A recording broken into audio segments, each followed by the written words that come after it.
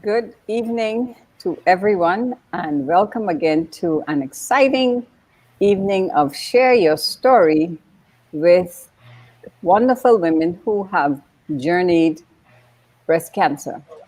And this is now the fourth week in October, and we've been bringing women on who were sharing their stories and their journey with cancer. And this evening we will continue with two exciting ladies who will be coming into the studio in a few minutes to share their story. This program and event is being brought to you by Palmdale Vision Center. I would like to thank my dear husband, Theodore Jackson, for his work and involvement in us putting this together, and for so many other viewers who have supported and persons who have been encouraged by this program. I also want to highlight the Cancer Society of the Bahamas because that is the main organization here that helps and support not just breast cancer, but all individuals who are dealing with cancer. And they provide housing, accommodations for these persons. And so we as Bahamians must continue to remember to support them. It's rather difficult during this time for them to host an event, but please, whatever monies we can put aside, our pennies, however, encourage our children and others to support them. And more importantly, persons who would have benefited from the use of the facility, please give back. Let's get in the habit of giving back because of what we were blessed with. And also to the Sister Breast Cancer Group. They are a group that have been supporting women, and this year is their 20th anniversary. They would normally have a prayer breakfast in September. However, because of the pandemic, they've not been able to have that. And so they are bringing out a booklet. And therefore, if you are able to put an ad in the booklet or just give a donation to them, I'm sure they will be more than welcome to receive it. They provide ports for women who are not able to get a port for themselves. And anyone who's gone through cancer knows that having a port is so important to help, especially with chemotherapy. And then there's the Jeannie Dean Breast Cancer Group, Dukaser and Dean and those. That's a group that's also supporting women with breast cancer. So let us please remember to support these individual groups and to do our best to highlight and share whatever we can to support women in the Bahamas who are dealing with breast cancer. As we know, we are a community where a lot of our women at a very young age are being diagnosed. Many are dealing with breast cancer on a daily basis. Some are cancer-free, and we always have to say thank God for that. But there are many who will be diagnosed as the time goes on. And so no one is immune. It has impacted every aspect and a lot of families in our society. And we must keep it in the forefront. Next week, we will be bringing on a special guest who will talk about her journey with cancer, not breast cancer, but she will be bringing more of the healthy lifestyle and coaching to give advice to women and persons who have and who are dealing with any sort of cancer. And so looking forward to hosting her next week. The following week, we're going to go into November, actually, because we will be doing a series on reconstructive surgery. And that's a very important topic that we as women need to talk about, especially when you've gone through breast cancer. So the first week in November will be on reconstructive surgery. And then the final episode of this series will end the 12th of November, where we will have a special oncologist on and a very special guest who will be sharing her story about metastatic breast cancer, living with cancer. And so you don't want to miss those two particular episodes. And let's get ready to bring these two wonderful ladies into the studio this evening. And so I will welcome them, and I will let them introduce themselves as we share and talk, and they will share their journey with you this evening. So good evening to both ladies. We have in the studio with us Miss Terry Fox and Miss Jessica Butler.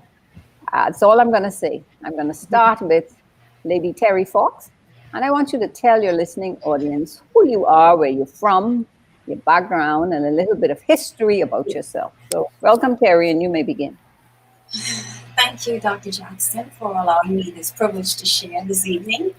Um, I am Terry Fox, as you mentioned, and I was born and raised in Long Island.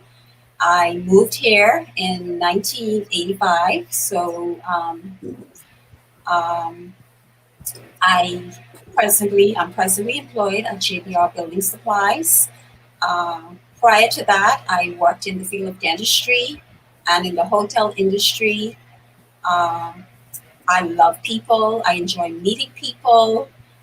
One of my great passions is sharing the gospel. And as I share my story with others, that has given me the opportunity to share the gospel. So that's pretty much me. So, you were born in Long Island, but you grew up in Nassau. I was born in Long Island. I lived there until I was 18. And then I moved here to seek employment. And I did several additional courses. I didn't go to college.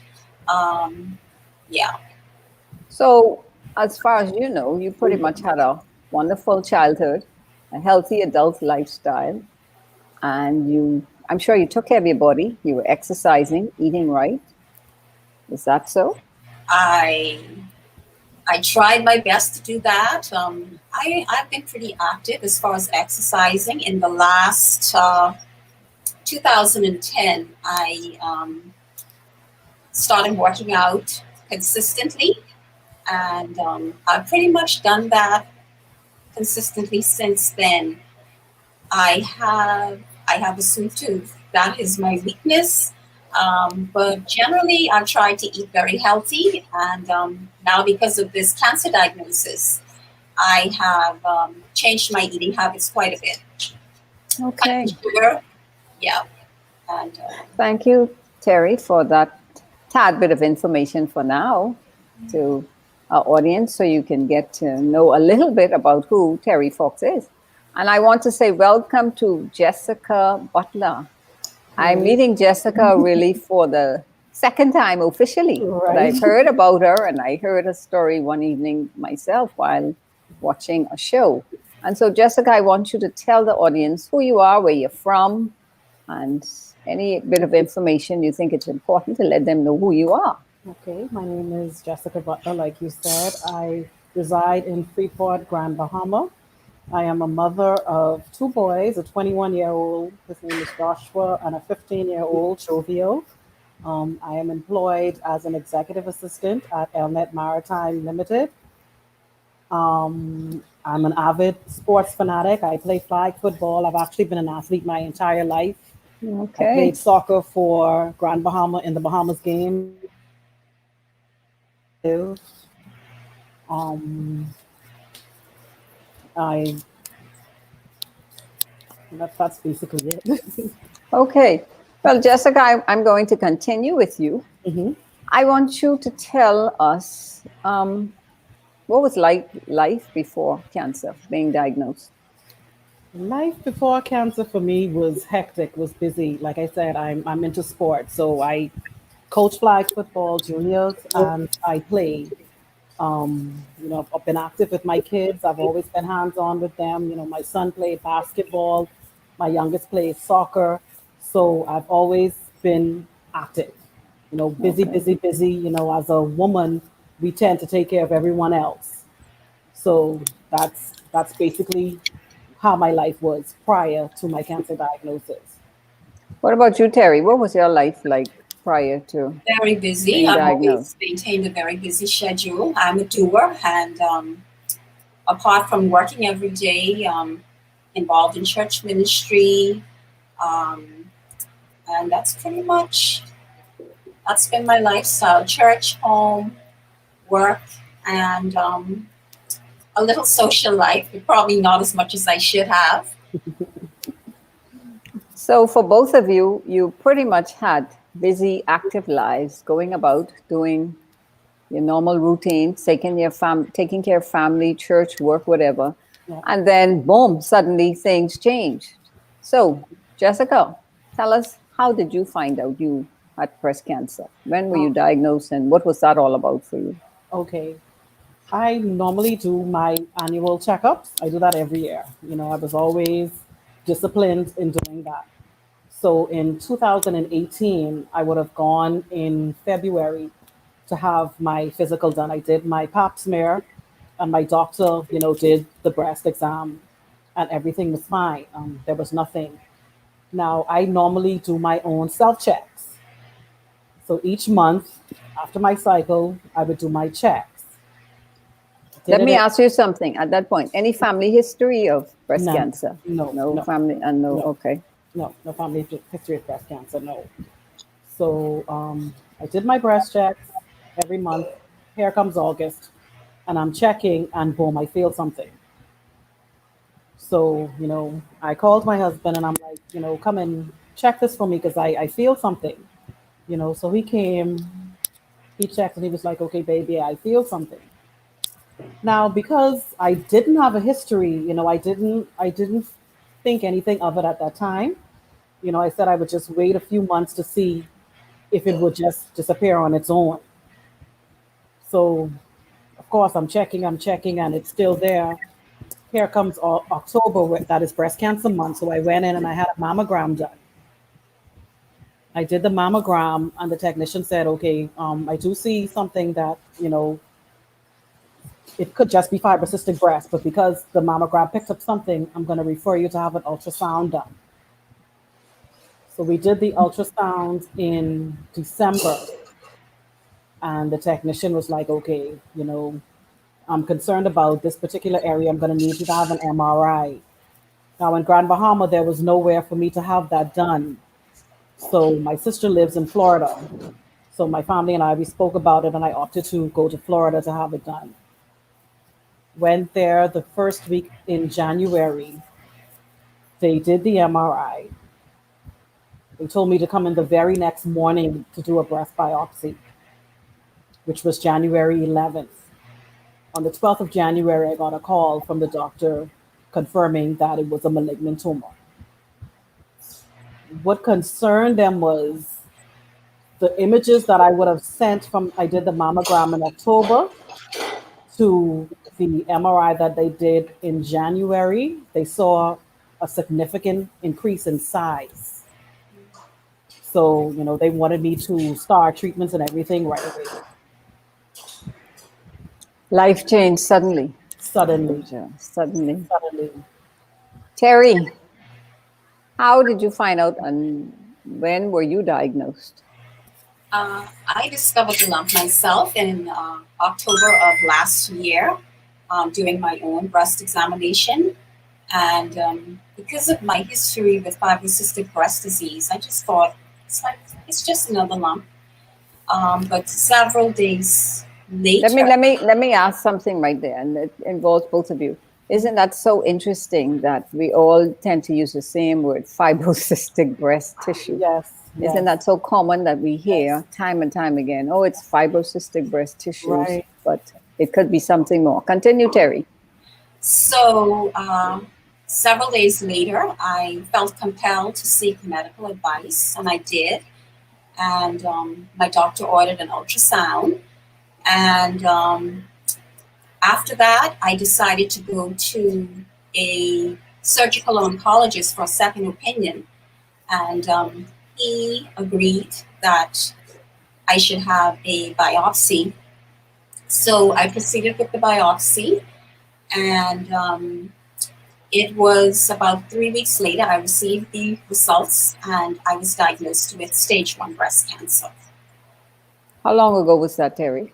That was December, the second week. I don't remember the specific date, but it was the second week in December of last year. 2019. Yes. So you are very, very recent. What Yes. year were you, Jessica?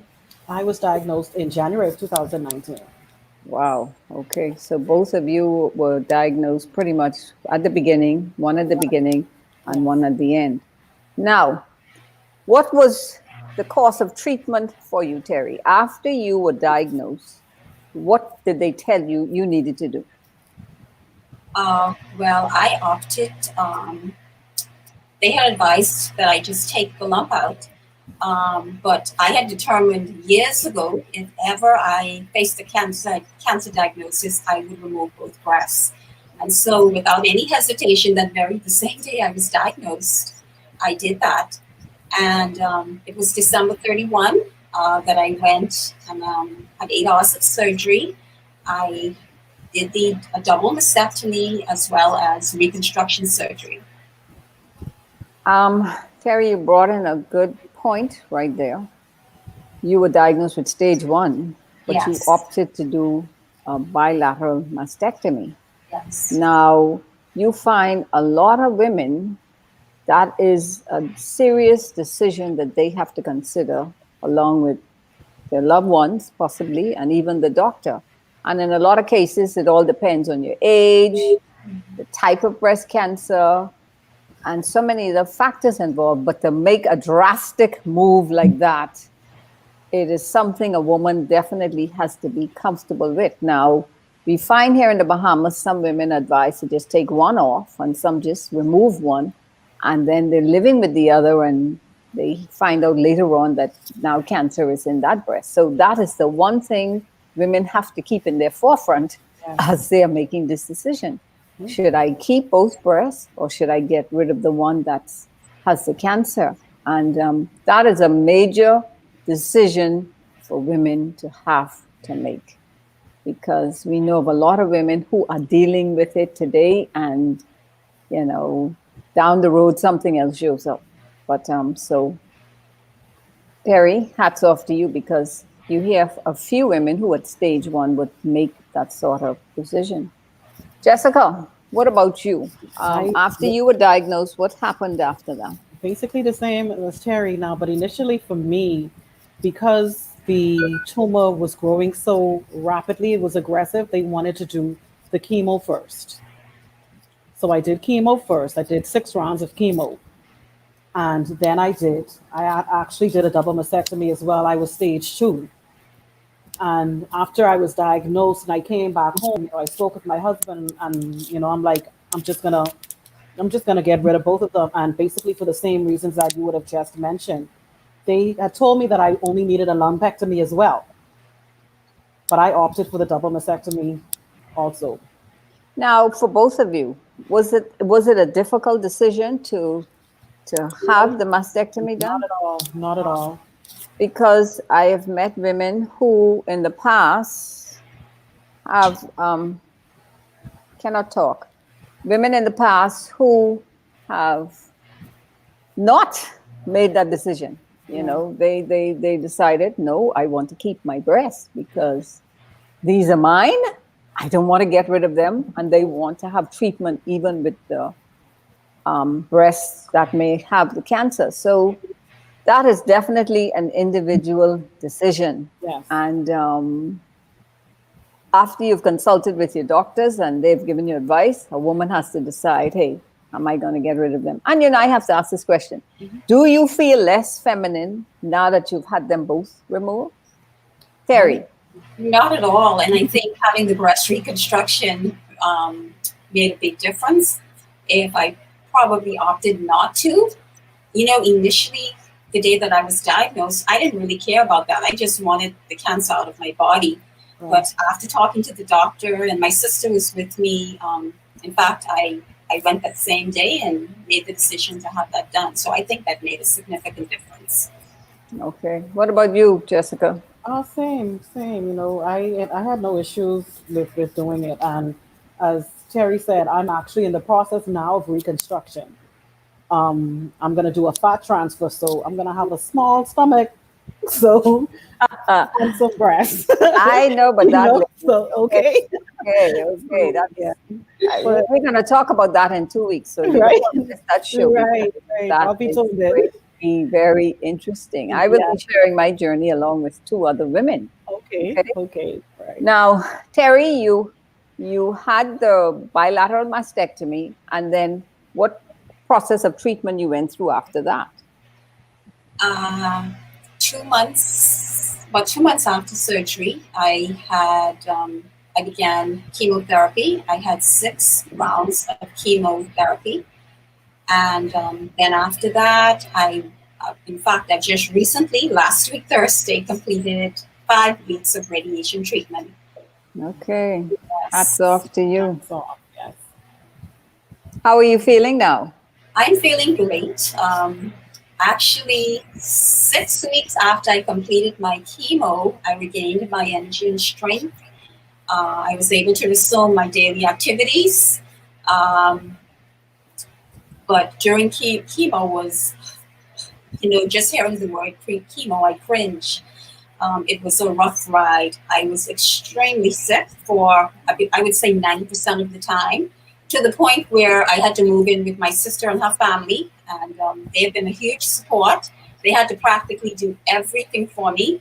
Um, I experienced almost every negative side effect that one could have from that treatment.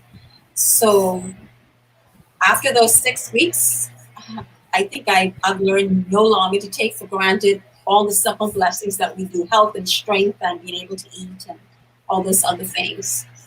Wow. Yeah. Chemo.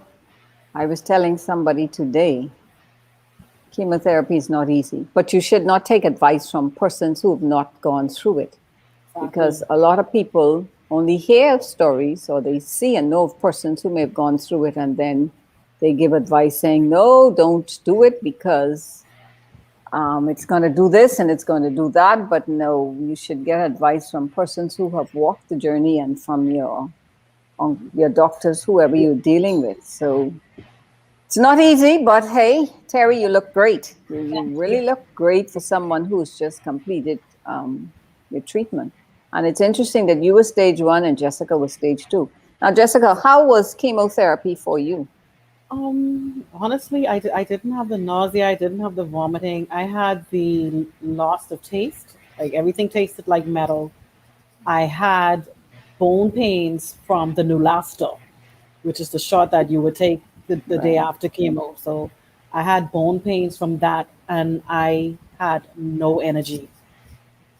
I would sleep after chemo. I would sleep at least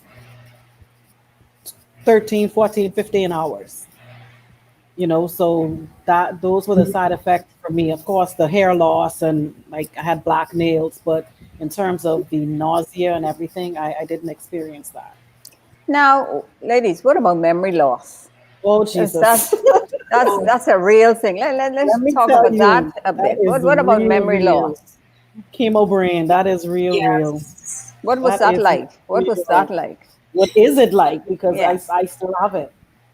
I'll be in the middle of a conversation. I'll be like, what was I saying? Or I'm searching for a word. I know the word. I'm searching for it. But that is so real. That is so real. Terry, what about you? I find myself definitely, yeah. I can remember walking to the bedroom to get something, and when I get there, I can't remember what I was going for, Yeah. and just trying sometimes to recall people's names, start a conversation and lose my train of thought. So Yeah. it's frustrating, but Um, you know, listening to you both, I remembered for me after treatment, I was at my church talking, and I got suspended in space because I just didn't know what I was talking about, Yeah. and I just had to kind of mumble to like catch myself and then continue. But chemo brain is so real; That it's is real. unbelievable. That is real. It is real. I never imagined experiencing something like that. So, question is, what are you doing today to help to improve it? Because it's something we have to work on. Anything in particular? No, not for me. No. I can't I, still I, drink anything. that's when I started playing the piano again and trying to learn Mm, music okay. because it forced me to engage my mind and my brain to keep me going. So, advice to women, you need to find something, whether it's crossword puzzles, something to challenge your brain and your Yeah. mind to keep it active and going because chemo brain is so real. That's real. And Chemo brain is real.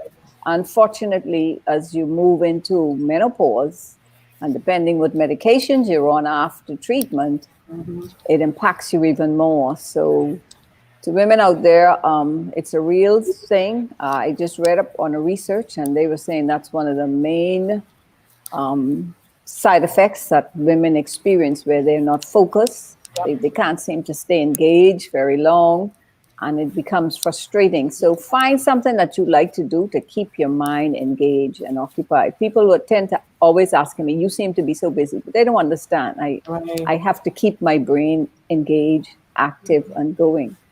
Now, after chemotherapy, Terry, what is your life like now since going through cancer journey to this point? Well, I've learned to slow down. Like I mentioned initially, I am a doer. So instead of trying to do everything at one time in one day, I try to space it out. Um, well, my sleep is still challenged. Insomnia was a big deal for me going through chemo. I am still trying to get back into my regular sleep routine. I've been exercising, I think a bit more. I try to do at least, instead of doing 3 times a week, I try to go at least 4 times a week.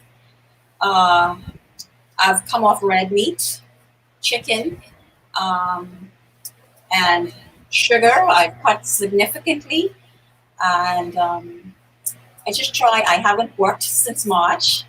So I've been just keeping myself busy at home. I've been quarantined because of COVID-19. So I just have a schedule every day that I try to maintain just to keep me busy. Jessica, you did chemo, and then after chemo, what was the process? Just surgeries. I didn't need radiation. Okay, you didn't need No, radiation. I didn't need radiation. The tumor responded excellent to the chemo. So I did the double mastectomy in August. I completed chemo I was triple positive. Okay. So I completed the chemo in June, but I had to continue the Herceptin up until March of this year. So I actually just completed that in March of this year. But So- I go ahead, sorry. No, you said triple positive, just for persons so they would know. Triple positive meaning her cancer was related more to estrogen, more Correct. estrogen production. And so Right. she's triple positive. And that's a good sign for a lot of women when you are estrogen positive as opposed to estrogen negative, because more drugs and help available for women who are more positive. So, and Herceptin is one of the main drugs that most women will have to be on for at least a year, and then another form of drug going forward. So continue, Jessica. Right. So yeah. So that was basically it. So you did not experience what radiation is all about. Terry, No, tell us what is. I did not. Thank God I heard. Radiation was a walk in the park compared to chemo. Wow. It was, I think, into the 5th week that I experienced a bad burn, and I had some intermittent tiredness, but not excessive tiredness. I had I think the most challenging part was dealing with the burn, and that's been last week. So in fact, I'm doing much better. It's healing well. But other than that, I had no major issues with radiation. Isn't it interesting? Terry was diagnosed with stage 1. Jessica was diagnosed with stage 2. But Terry had to do chemo and radiation. Jessica only had to do chemotherapy. So you realize how cancer could be individual and different for every single person. There is not a specific course of treatment for everybody. It all depends on the type of cancer, the stages, and other factors that are involved. So it is so important that women make sure that they're in communication with their doctor, their oncologist, whomever, to advise them and to guide them as to treatment options for them. Because everyone is different and there's no one-stop shop treatment for everybody. Now, Jessica, you finished your chemo. You're now waiting for reconstructive surgery. Where are you now in your process? Well, what had happened was when I did the PET scan to stage, they found a dermoid cyst on my ovary. So during my surgery to have my double mastectomy, they had to remove that. In them removing that, they came back and said they found cancer cells in my stomach. So I had to have an emergency hysterectomy. So I did the hysterectomy in September. So that kind of prolonged that pushback. It canceled my reconstructive surgery that I should have been having that November because I was on blood thinners. Um, in about February of this year, I had an expanders in both breasts. I ended up getting an infection in the left breast in the expander, so I had to remove it. So right now, and then COVID came. So right now, I'm just waiting to go and complete my reconstruction. So right now, I just have in one expander and then a flat chest on one side. Has that affected you in any way, physically, emotionally? Because these are real issues women have to deal with. And see, you have to mentally prepare, and just accept what is. There was nothing that I can do about it. So mentally, I had to accept it. Once I was able to positively accept what was happening, it was easier to deal with. Okay. So you're at the stage now where you're waiting for. Now, you mentioned something about the stomach and cancer. How is that, or what's happening with that at this point in time? That's fine. That's fine. Okay. That's fine. Okay. Terry, what advice would you give to anybody who may have to encounter the journey that you walked, especially now that where you at, because you completed your journey? You must be doing either 3 months or 6 months follow-up, I'm assuming, at this point in time. What sort of advice could you give to our audience? Well, the first thing is I would say do your regular monthly breast exams. Have your yearly checkups. In my case, I sometimes I went every 6 months when I was advised to do so. I did that on time every year. If you find a lump, don't allow fear to stop you. Proceed with seeking medical help. And if you are diagnosed with cancer, just make sure that you follow through the protocol. I had a dear friend who didn't do that, and she went into denial shortly after being diagnosed. And 2 years later, she passed away. I think had she followed through with the doctor's advice, she would maybe been here today. But most importantly, I would say that for me, and I'd say to anyone else out there, ensure that you have a personal relationship with the Lord Jesus Christ. Absolutely. It was Him who gave me the grace to pull through. And it was interesting that He prepared me. He surrounded me with two very dear friends. They actually paved the way for me. And they've been a tremendous support. I remember sitting at my desk in September of 2019, looking at a photo that was sent to me from a friend of mine who was about to go into surgery, and she had this huge smile on her face. And I said to myself, Lord, could I do that? And little did I know that in December 31st, I would be going through the same process. In fact, I remember saying to my colleague at work, it's interesting that God has given me these two very close friends who are walking the same journey. I'm wondering if one day I would have to go through something like that. But it's my relationship with Christ. He's made me strong. I remember the day that I was diagnosed. I was in complete shock, but God gave me such awesome peace. It was the night before surgery that He put a song in my heart. And when I awoke from surgery, the song replayed. I just waiting for the results or to find out what my fate would be. The Lord gave me great peace. I think the scripture verse that sustained me was I will keep in perfect peace those whose mind is stayed on me.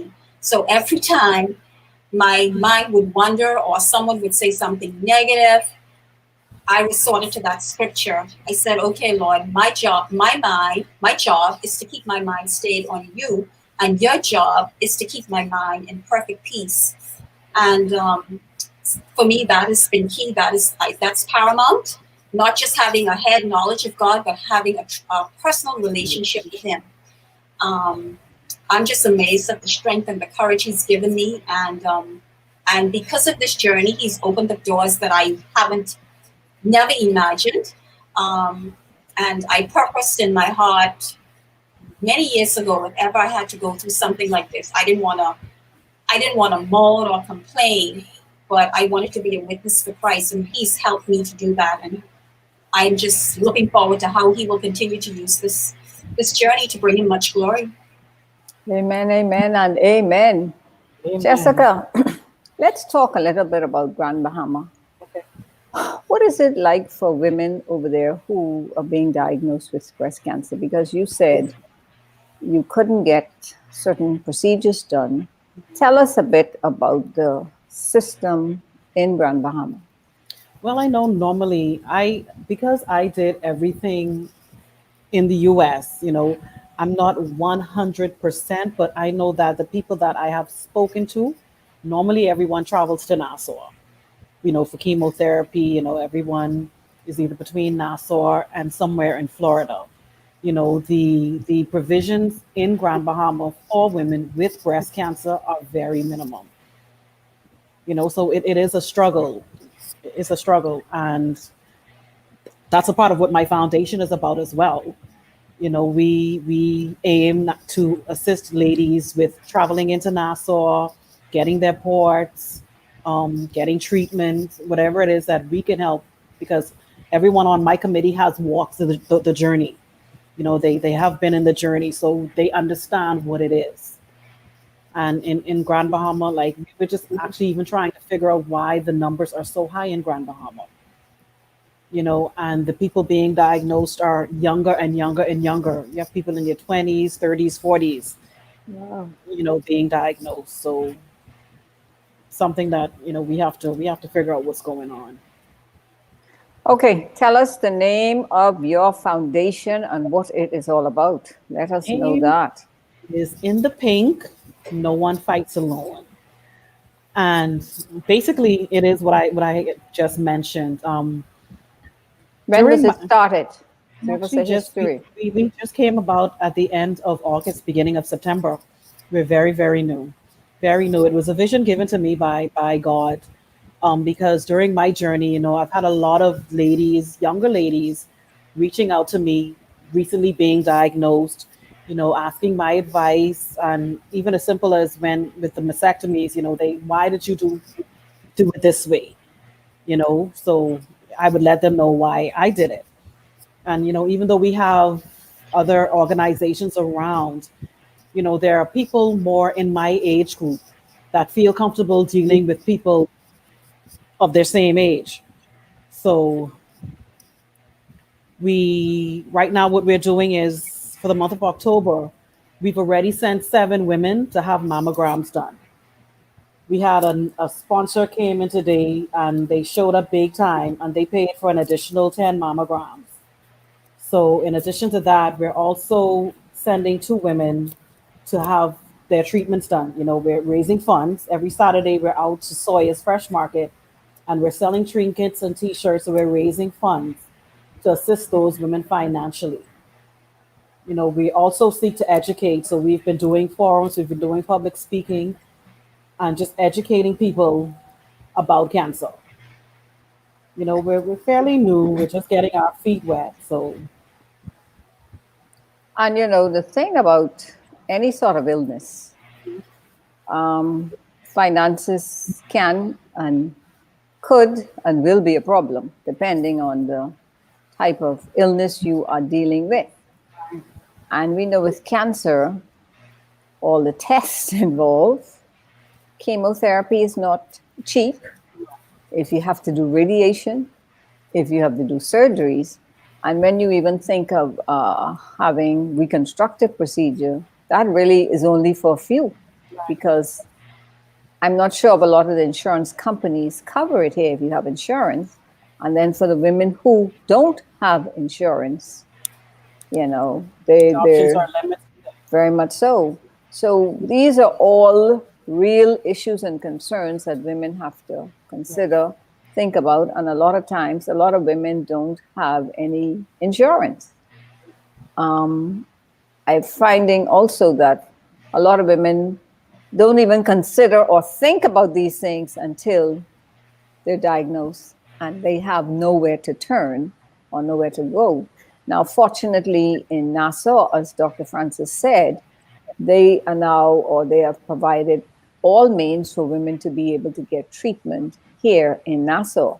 However, when we think of the women, not just Grand Bahama, but all the other family islands that exist in our country who have no means of being able to get any sort of diagnostic treatment, not even an oncologist, mammograms, you name it. Now, the Cancer Society of the Bahamas in the past have been going to some of these islands to try and help women have mammograms done. But think about it.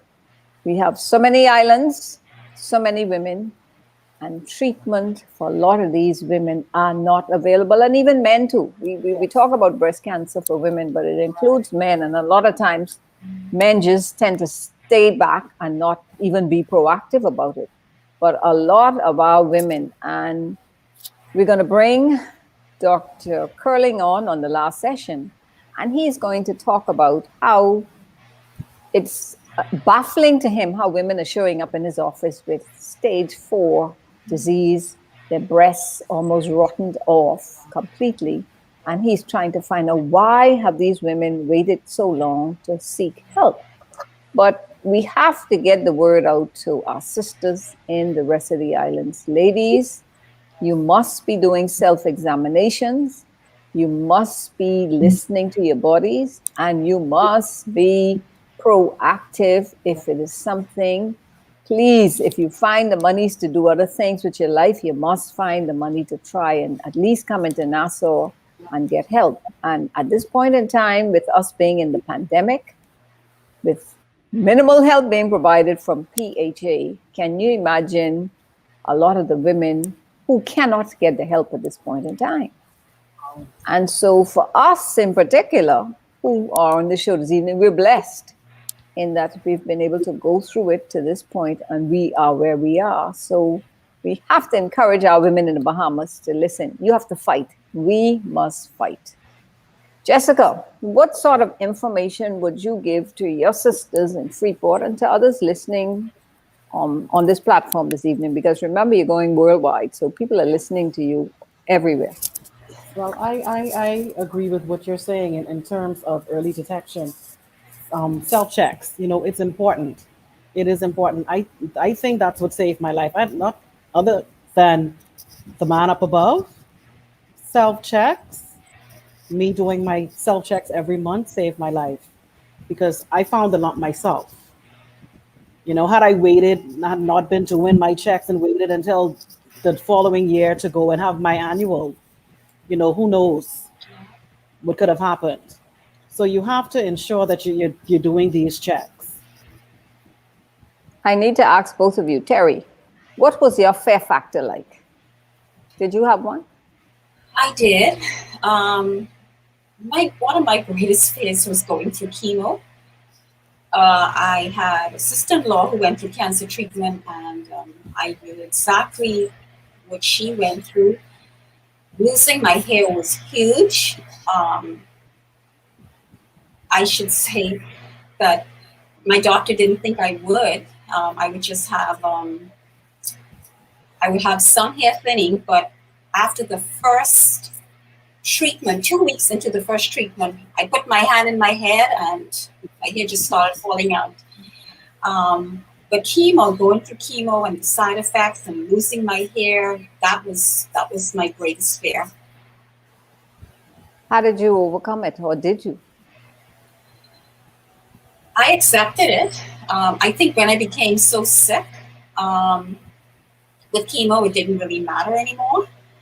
I just accepted it, asked the Lord to help me, and He has done that. And yeah, What was your fear factor? Did you have any, Jessica? Yeah, chemo. Because initially, when I was diagnosed, and is it teaches you to stay away from the negativity because as soon as people find out, oh, she has cancer, well, you take that chemo, you're gonna die. Oh, I know this person and they took the chemo and the chemo killed them. So knowing that this is a part of the treatment that was a must, it played on my mind. So I was fearful going in to chemo, not even regarding the side effects, but just fearing death. So I then had to align myself as well. I had prayer warriors, and I had three women in particular that are dear to me, and they gave me Psalms 91, and that's what got me through my entire process. After I engulfed myself in Psalms 91 and actually understood Psalms 91, that helped me. But the fear for me was the chemo, because I've had friends that had cancer, and just speaking to them, and they're helping me along my journey, and they're telling me about their experiences with it. It was fearful. I was afraid. Psalm 91. He that That's dwelleth it. in the secret place, of the Most That's it. High, shall abide. That's it. I could relate to that very That's much it. so, very much. Terry, tell our audience, please, what is having family support? How important is that, family support? that was huge for me. I've had great family support from my sister and her husband. I think I mentioned earlier um, that I had to move in with them for about 90% of the time because I wasn't able to do anything.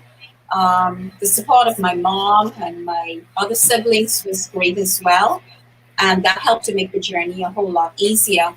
Um, but yeah, I think they actually had a harder time dealing with my diagnosis than I did, and but just not just them, but I've had overwhelming support from my church family, from friends. So God has really blessed me with that, and I'm grateful for that. Jessica, how important is family support in all of this?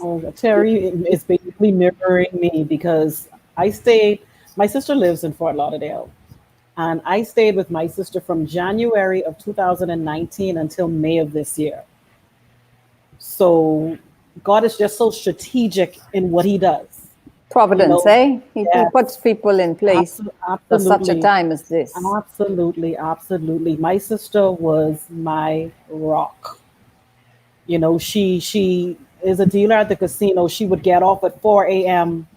and she would come home and she would change, and we would take the hour journey to the doctor's where I have to be for 7 a.m. So then my husband, my mother, my coworkers, my company that I work for, Outlet Maritime, my bosses said to me, they're like, listen, go and deal with what you have to deal with. Your job is here when you get back. So I didn't have that to worry about. So that took an entire load off as well. My church family as well. My bishop would call me regularly. So that support, that is so necessary. That is so necessary. Just knowing that you have people there, that they hold your hand, they pray for you, they wipe your tears. It's necessary, and positive people. You need positive people around you.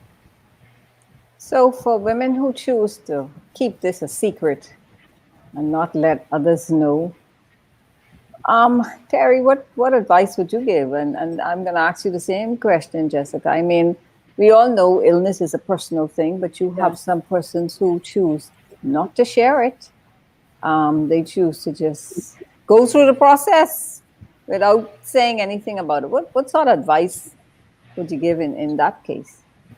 I would say share, because through your own experience, you can help so many other people. I have I have encountered, or I should say, I've met up with many, many other cancer patients since this journey and during this journey. And I was able to encourage them because I was able to share my experience as well as how positive I've been. And just, I think, I think one of the things that really helped me to share, motivated me to share, was the Bible tells us that we don't go through just to go through, but we go through so that we can comfort others with the same comfort that we're comforted with. So that helped me to change my whole perspective. So now I look for opportunities, and each opportunity that I get, I do that.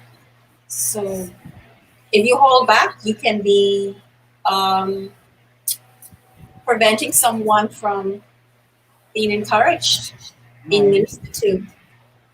Jessica, what do you have to say about that? Persons who choose not to say anything about it, but try to deal with it quietly. Is it possible? It is in some cases. It is. You have people that are just private. You have people that don't want to know what's going on with them. But I agree with what Terry says as well. What I've learned is, and what I've come to understand is that a lot of things that God allows us to go through isn't for us. It's not always for us. It's all sometimes to help other people, go through their process and their journeys. So that would be my advice to them. It's not always for you. Because when I initially went public with my journey, I got a lot of backlash. Like, okay, why are you posting this? Like, people don't need to know what's going on with you. But that was one side of the coin. The other side of the coin, I had people calling me and saying, well, you're so inspirational. I didn't know I'm going through this and I'm going through that. And it's not even cancer related. It's just people going through and having that person to look up to that's going to inspire them, that's going to encourage them, that's going to support them. Jessica, at this point in time, somebody asks, and even if Terry wants to, demonstrate how women should be doing self-breast checks. I even if you stand up and just show, but just so the audience, because that's an important aspect. But someone said if that kind of difficult to do that. Just stand up just a little bit, because when you stand up, you're on your back in your bed, kind of thing. You know. Can they see? Yeah, we can see. Okay, you would. First of all, you have to know your breast. You have to look for any changes. You have to look for me, it was an inverted nipple. So you have to look for the changes in your breast. Normally, you would take your arm, put it behind your head, and you would circle from the outside.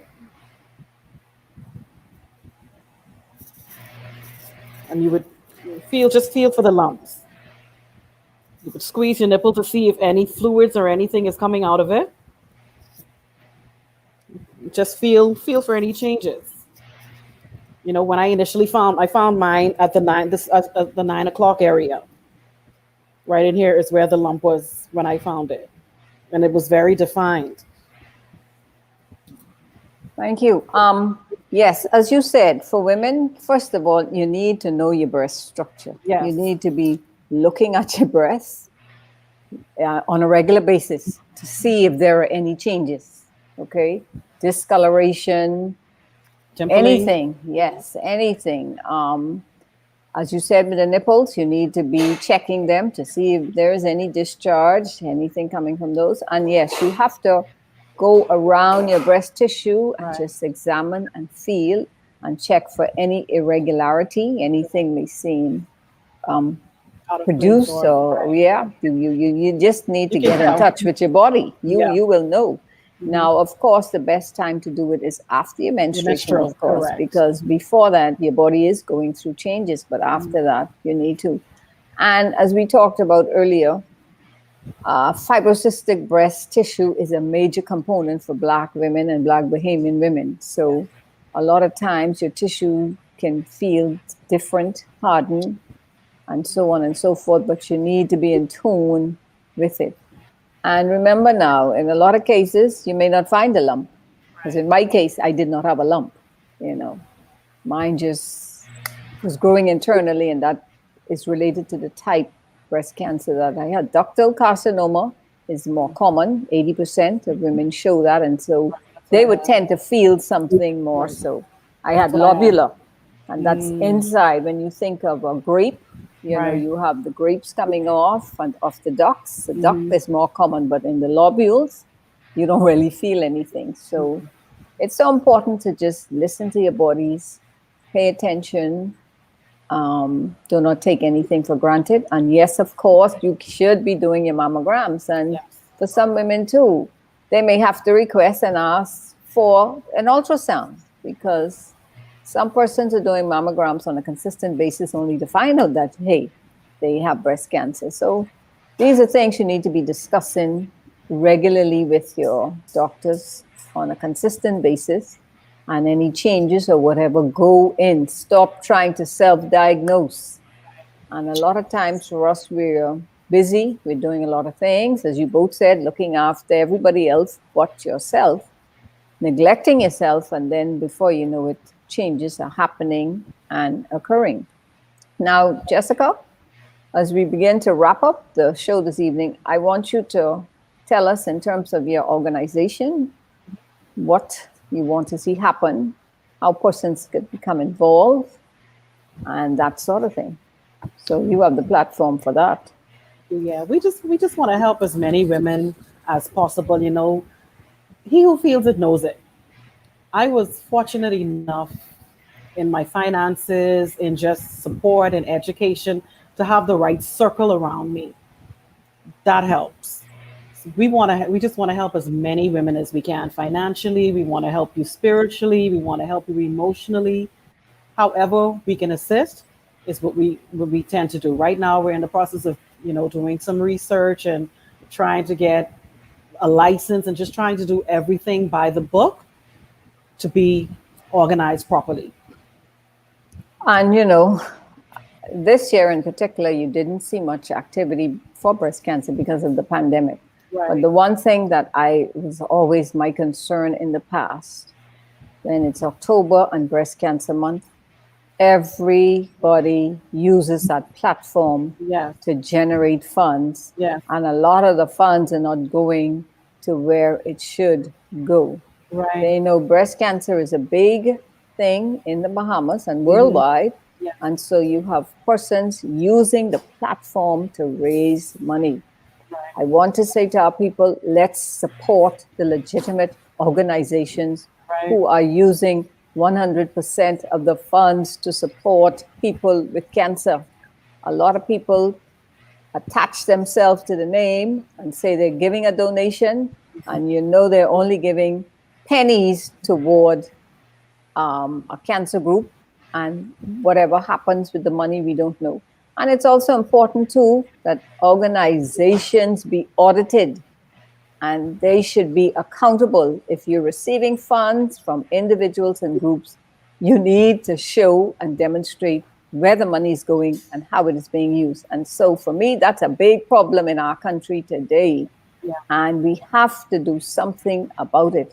If persons come along to say, we're raising funds for a particular group and we're going to donate to this, donate all of the money. If you're using breast cancer, whatever form of cancer to raise funds, please, let's donate all of the funds to these groups that are needed. And so, you know, this pandemic happened for a reason, because it slowed down a lot of that.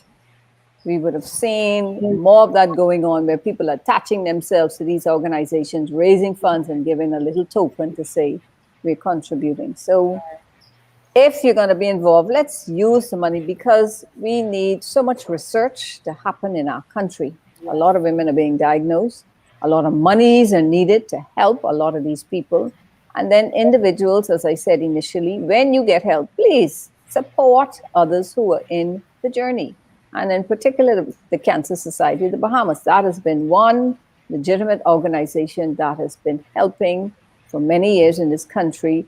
Many people use the center, benefit from it, and then they leave and not return or not even contribute. So we have to be cognizant of that and become a more giving society, because you don't know when you're going to need them again, you know. As we wrap up, I want to ask some final closing words. Jessica, we'll start with you. What do you want to say to persons going forward? What are your aspirations and dreams at this point in time? Well, right now, I'm still not back to work. I'm looking to get back to work as of January. You know, because of the pandemic, like Terry said, you know, Your I'm immune still, system is surely yeah, a concern. yeah. So I'm still at home. So just trying to get back to some form of normalcy for me. You know, I'm glad I'm still here. You know, to see my kids grow. I'm a grandmother, so I'm watching my little Emma grow. You know, just glad to be here. I'm more active in my church, and so Thanking looking God for to small favors. Eh? absolutely, You absolutely. know, You know, every pushing, morning a new day is, we're yeah, so grateful and thankful because we're pushing, still pushing here. forward. You know, the In the Pink initiative, trying to assist as many women as as humanly possible. You know, God placed that in my spirit, and ever since we brought it on stream, we've been getting a lot of positive responses, a lot of positive feedback. You know, like I said, we just recently sent 7 women. I've heard back from a few of them thanking us for, assisting them with at least getting the mammograms done. So, like you said, research. You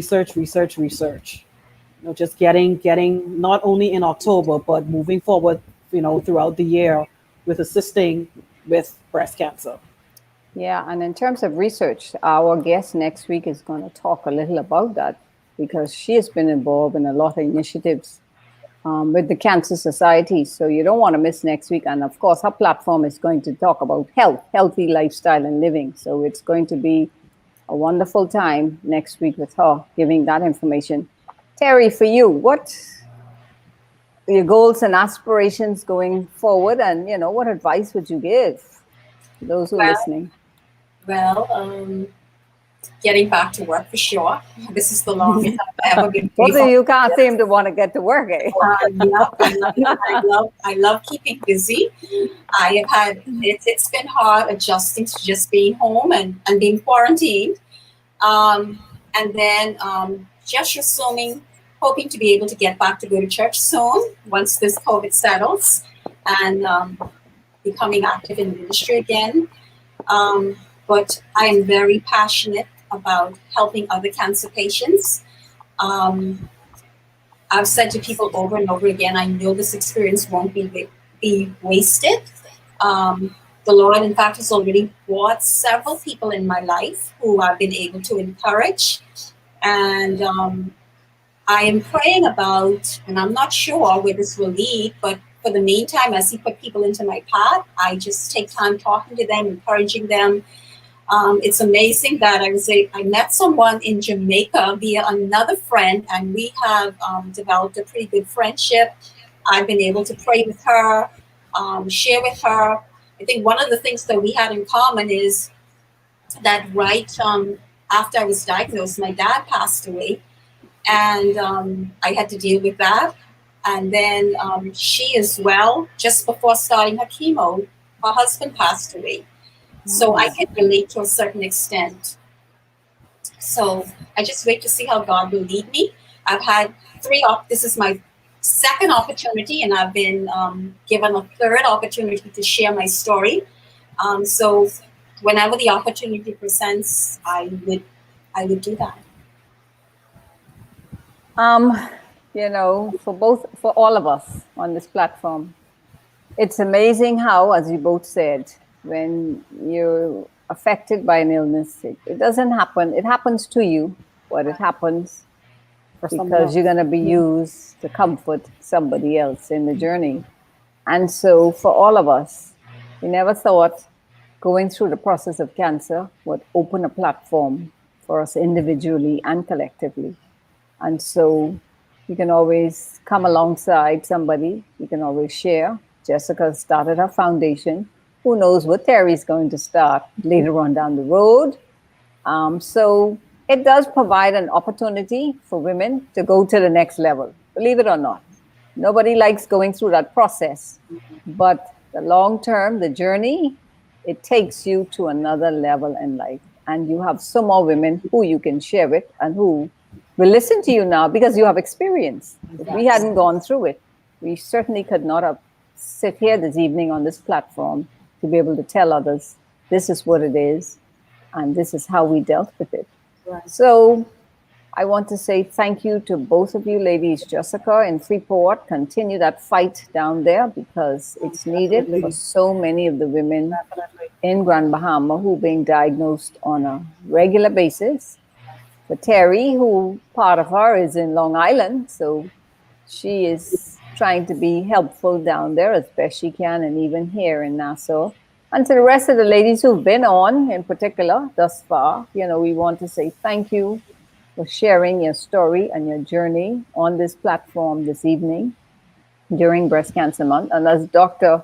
Francis said when he first came on, we just can't do it for October and let it drop. And so we want to continue the platform as time goes on. We'll probably take a break, but in the new year, just have persons come on and share and talk, and persons even with the Cancer Society, whomever, bring these people together and let's discuss and talk about what is happening here in our country with cancer. How could we help and how can we develop research, instrumentation, and all these things to provide better health for our people? Because in the long run, a healthy nation is what? A wealthy nation. And we know we're being ravished with cancer, not just breast cancer, cancer of all forms. And so we want to use this platform to just let our people know it's important to take care of yourselves, your bodies, men and women. We must be proactive. So thank you, ladies, for a wonderful evening, for your story. And to our wider audience, I want to say thank you for joining us each week and listening. We don't want you to miss next week, please. You must be on the platform because we're going to have a very exciting guest. So look out for the flyer. Once again, to the Bahamas and to the world, thank you for sharing with us in this opportunity of Share Your Story. Breast cancer awareness, we must pink it up, ladies. Continue the pink. Until next time, have a wonderful evening and may God bless you all. Thank you. Yeah.